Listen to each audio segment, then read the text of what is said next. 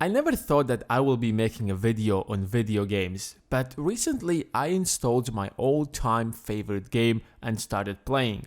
I literally played for 2 straight hours and wanted to continue, but that was too much already.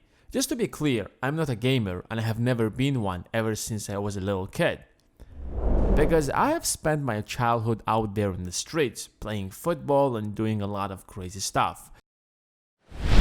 The only game that I played besides Counter-Strike was GTA.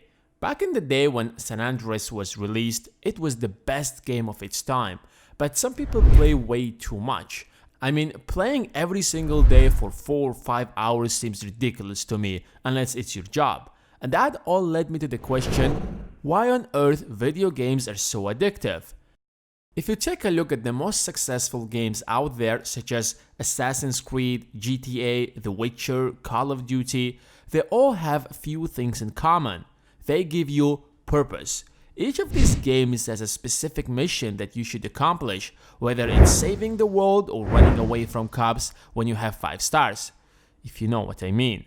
And that's exactly what our lives are missing. You wake up early, dress up nicely, and spend your entire day working without knowing why. Your life has pretty much everything except a purpose. You're not feeling like you're accomplishing a certain mission or pursuing a bigger goal. That's why you're not motivated in the first place. You don't have a purpose that's worth living for. You're just living, doing whatever crosses your way.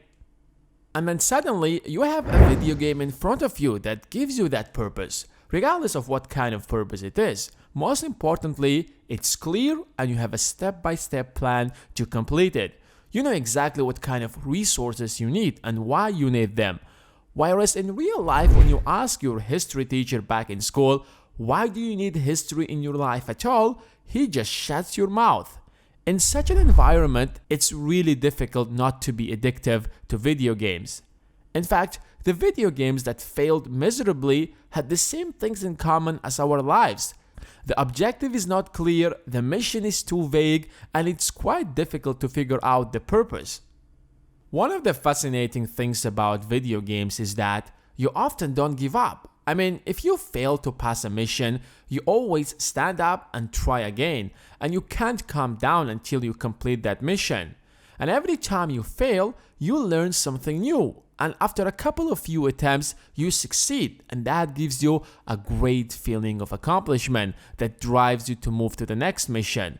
But somehow, when it comes to real life, we give up after the first failure. We don't see the point of trying again. Perhaps if we treat our lives more like video games, we might be more successful. But the problem is that in video games, the author already provides you with a purpose and a plan, while in real life, you have to create your own purpose.